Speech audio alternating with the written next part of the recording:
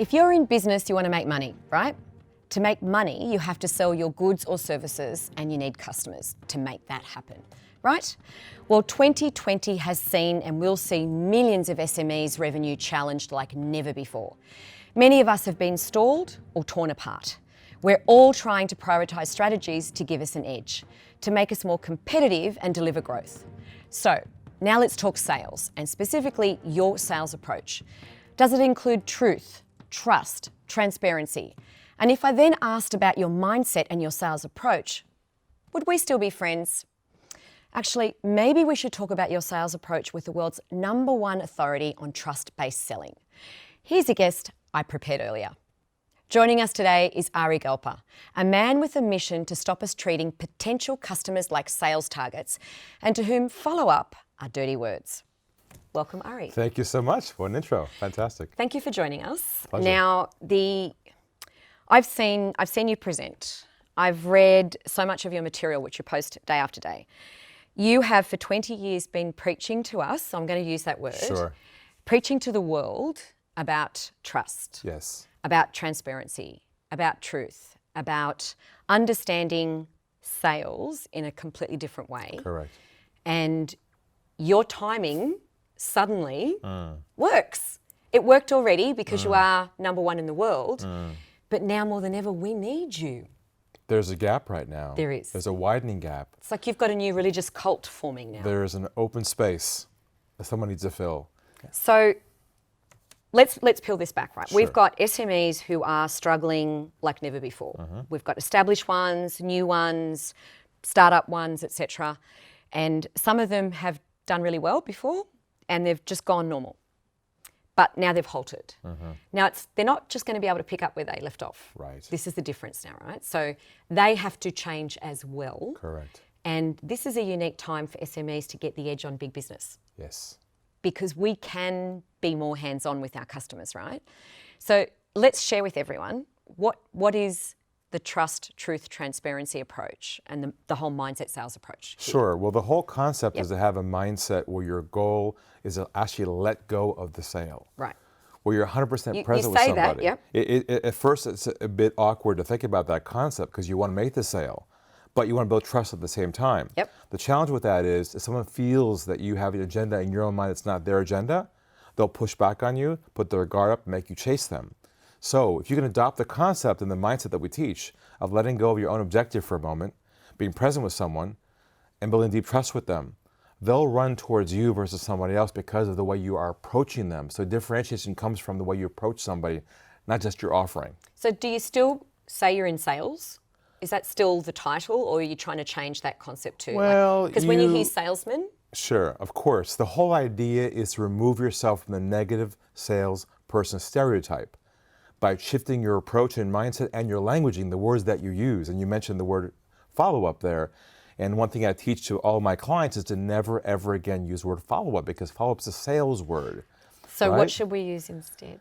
Well, the typical ones are calling it check-in, touch base. Those are typical sales phrases. So instead, what we teach is what we call trust-based languaging. And the word we use is, I'm giving you a call to see if you have any feedback on our previous conversation. You're going backwards, not forwards. Okay. And that removes resistance from the process. Because when I zeroed in on the follow-up, I played it over in my mind, and I usually use follow-up in a negative. Because if I write to someone or email them and say, I'm following you up on this, they haven't done something. And then I thought, oh, gosh, I probably do use it with clients or customers as well. I'm following up on our recent discussion. Maybe in my head, I'm sounding friendly and happy, but it ain't being read like that. See, we've been conditioned for years to use languaging processes that sends alarms off to your ideal clients. Yeah. And what happens is they see you as chasing them. When you're chasing somebody, like following up with them, you degrade your authority, you deposition yourself, and you dehumanize the process. So, Well, I've heard it called a relationship mating dance. okay. This chasing, this pursuing, that kind of whole, this is the way it's normally done, this dance of, Right, that's the whole run. sales game that's process. right. That is because of a lack of trust. If you are chasing somebody, that's because trust wasn't built from the beginning of the process. And my whole positioning idea is the sales lost at the beginning and not the end of the process. I think, though, you might need to come clean about something. Sure. Yeah. This isn't your idea. What's that? It's your grandmother's. My grandmother, yes. It's your grandmother's. She gave you all of these insights. You were just smart enough to write them down Fair enough. and remember them. Yes. You've repackaged them, and now you're calling them yours. She was 101 years old. She passed away a few years ago, and she left me lots of insight. So definitely her insight has helped me. Plus my son, Toby, who has Down syndrome, I wrote a book about him. He's influenced me a lot in terms of his transparency, his no hidden agenda, how he loves people and they love him. I took all that sort of way of living and being with people and embedded that inside of our approach. So you stole your grandmother's ideas and your son's. Correct. And you put them all together and you said, here we go. Well, that's who I am. Well, they're the best examples, because right? they're authentic, and I think the world needs more authenticity, especially in the sales process. So speaking of your grandmother, Sure. one of her great insights that you shared, and is very relevant now, successful people are made in good times and in bad. Yes. So we can't say, oh, it's COVID, Correct. I can't build my business. My clients can't afford it. Yep. I'm too expensive. We can't use excuses of external events. We have to look at what can we change in ourselves to find the opportunities. And I got that same from Richard Branson. Same message from him when I met with him as well. Same idea is you have to adapt to where things are going, not hold on to your past. Did you steal any of his ideas? No. Which one of them now? We've got your grandmother, we've got your son, we've got Richard. This is a scandal.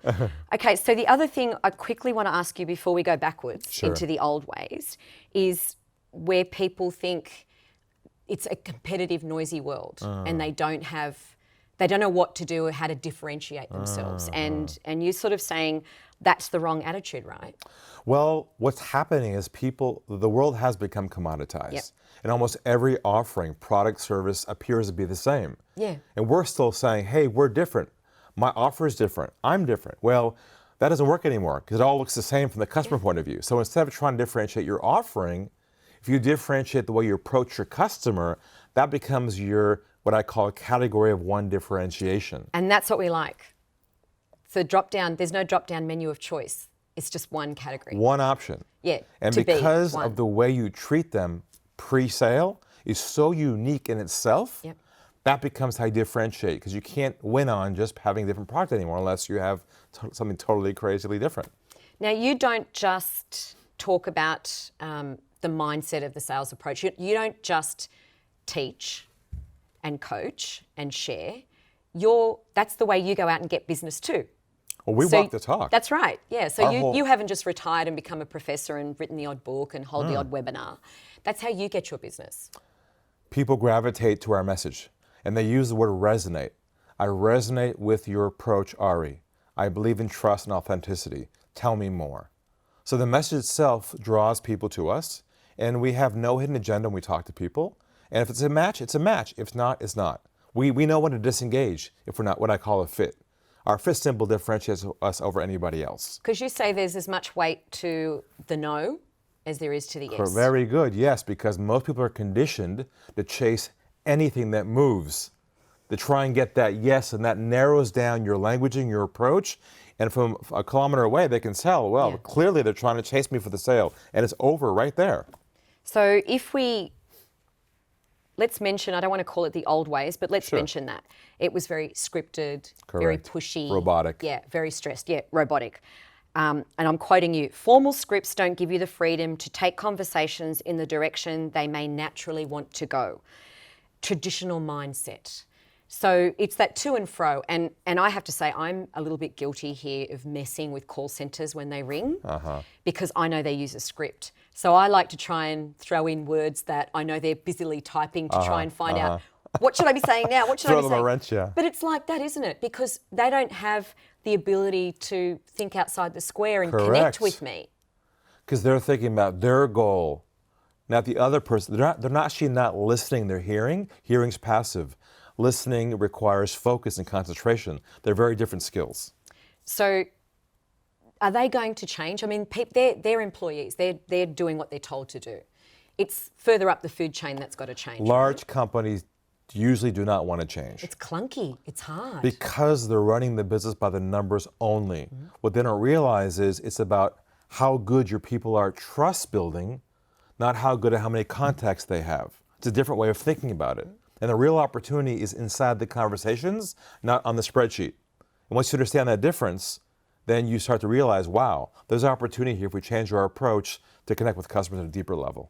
Because small businesses or SMEs look at engagement. Yes. If they have 100 engaged clients or people on their database, something like that, that's better and stronger and more valid for them than having 50,000 likes.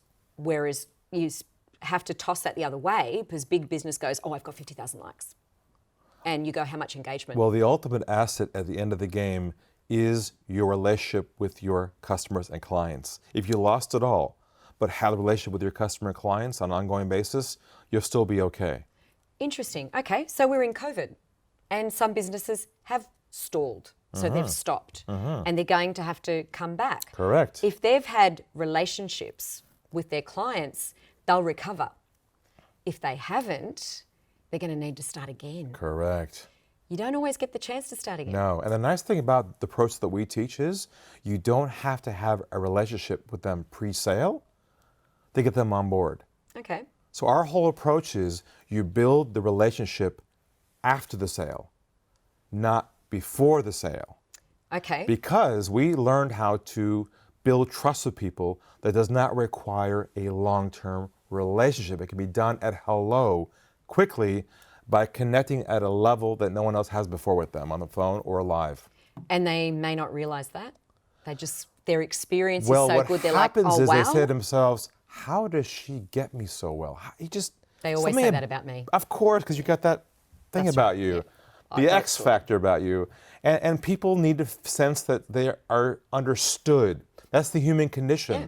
When we feel understood by somebody at hello, it's over. It's interesting because, as you've said, it's about identifying what they actually want out of that relationship, right? The customer. What is it that they're looking for? What are you trying to solve? Well, there you go. There you go. Now, the goal is to focus on the problem that the prospect has. Now, you can't go and fish for the problem. You have to know essentially what their problem might be in your industry that you're in. And then when I say go down the iceberg with them, unpack that issue with them and connect with them and ask them the one question, is it a priority for you to solve that problem? And then? And if it's not a priority, you disengage. Right. If it's a priority, then you onboard them to a next step we have in our process called the one-call sale. So can our SMEs who have stalled or have had to reinvent or pivot or switch to something new, like us, we're trying something new, it's relevant for everyone to be mindful of their approach and their attitude to their clients, right? It's never too late to start doing the right thing. Self-reflection and self-awareness is the one thing that will change everything for people. If they understand their own behaviors they've been doing in the past and are for the first time have a mirror put in front of them to recognize that the way they're approaching people is actually turning people off by chasing them and offering your pitch too early and being too enthusiastic too early, all these small elements like that, put the wall of distrust up and you chase people. You can feel it. You sense it a mile away. Yeah, you kind of go, oh my God. And the funny thing is, no one tells you that. They just keep playing the game. You call them back. Oh, we'll let you know later. And you kind of assume that's the way a sales game is. Well, it's not. Or they don't return your call, correct. right? You get rejected. You say, what am I doing wrong? I'm heart-centered. I'm professional. What is I've done going everything. on I've followed here? up. Yes. I'm competent. It turns out the approach you're doing unconsciously causes them to push back on you, pull away from you, and you don't really know why until you understand what we're trying to teach. Even if you've got the right product. Doesn't matter. See, it's irrelevant. Because here's the thing we figured out. Your ideal client cares less about what your solution is. They care more about if you're the one to solve their problem or not. They're not asking themselves, oh, let me see her solution. They're asking, do I trust her enough to let her inside my world to solve my problem? I don't care how you solve it. What I care about is, do I trust you? That's a space everybody missed over the last couple of decades that we're now helping people realize that's how you create trust with people instantly. And we are going to run out of time in fact very close to, one thing I want to Sure. also quote from you. It has become socially acceptable to not tell the truth to people who sell. You have to break this. How? Focus on building trust with potential clients. Correct. What you've said all the way through. Correct. Thank you for joining us. You're welcome. To everyone in YouTube land, I know you've subscribed. I hope you've subscribed. Just press the bell. To Piedmont Studio, thank you so much for making us look and sound great. To the SMEA Association, thank you. You're a legend for supporting us. If you have any comments, tips, tricks, or questions, you can send them straight to me. news@smea.org.au. And of course, we are across all the socials. Thank you for joining us. Pleasure. Thank you.